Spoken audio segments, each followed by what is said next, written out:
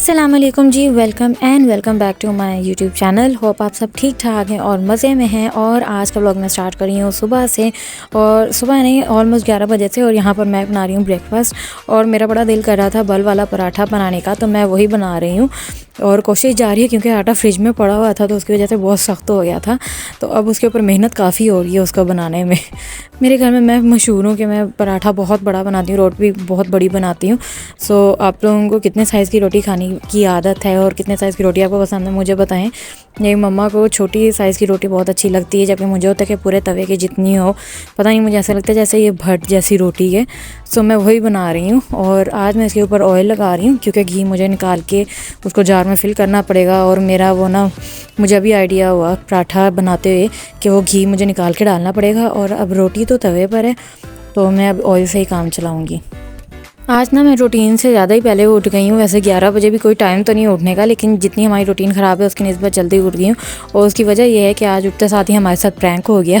हमारे घर किसी ने आना था, होम ओनर ने आना था, तो उन्होंने कहा था मैं जब भी आऊँगी आपको इन्फॉर्म करके आऊँगी।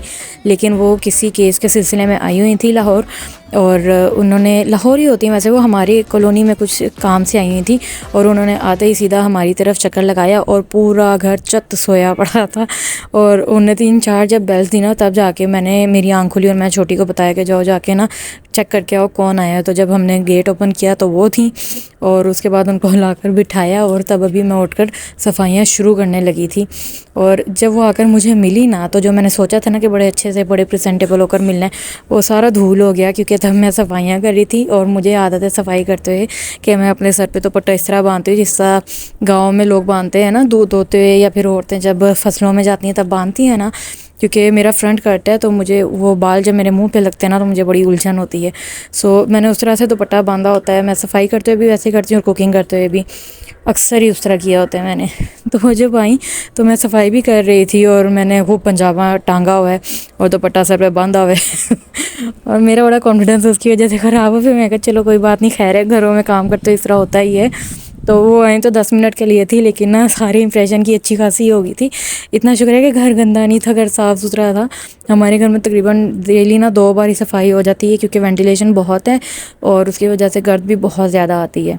चलें, ये तो राम कहानी हो गई। मैं यहाँ पे बना रही हूँ मीठा अंडा, जो बचपन में मम्मा बना के देती थी। अब हम बड़े हो गए तो अब हम खुद बनाते हैं। और जब सर्दी ज़्यादा होती है ना, तो तब मेरा बहुत दिल करता है मीठा अंडा पराठे के साथ खाने का। और पहले मम्मा बल का पराठा बना के देती थी, अब मैं बलदार पराठे और मीठा अंडा बड़े शौक़ से बना के खाती हूँ।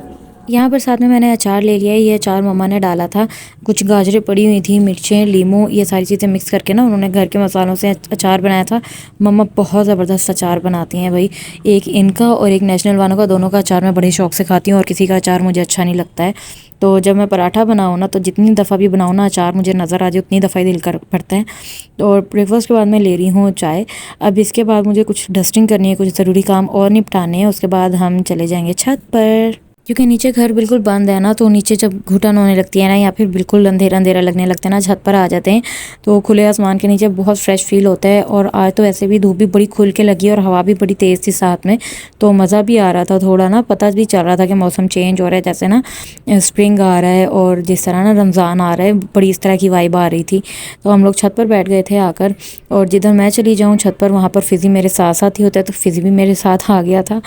और मुझे ना बिल्ली की कहीं से बोलने की आवाज़ें आ रही थी, और यहीं कहीं से बिल्ली बोल रही थी 2 दिन से। और फ़िज़ी उस बिल्ली के पीछे लगा हुआ है।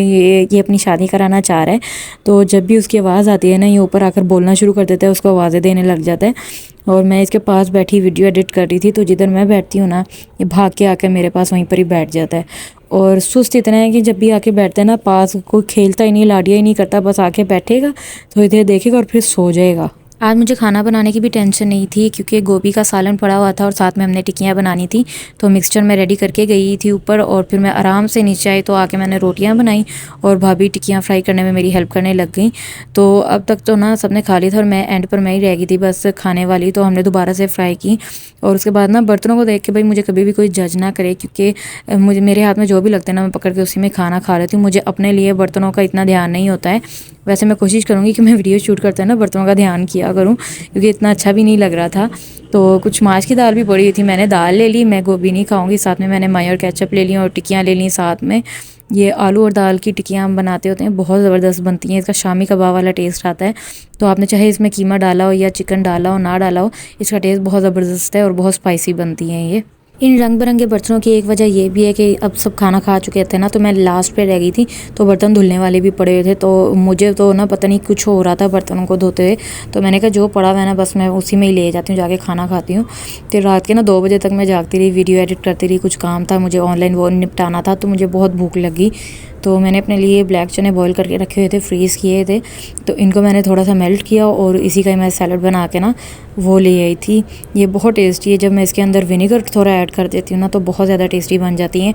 अब ये थी मेरी आज की अपडेट, और आप लोग कमेंट करके मुझे अपना नाम और अपना सिटी बता दें आप लोगों ने कहाँ कहाँ से वीडियो वॉच किया, ताकि मैं नेक्स्ट व्लॉग में आप लोगों का नाम लेके आप लोगों को थैंक यू कह सकूं। और अगर आपने यहाँ तक वीडियो को वॉच कर लिया है तो thank you so much for watching. Channel को लाइक और सब्सक्राइब करके जाएँ। मैं आपसे मिलती हूँ एक दिन के बाद दोबारा फिर एक और व्लॉग के साथ। अल्लाह हाफिज़।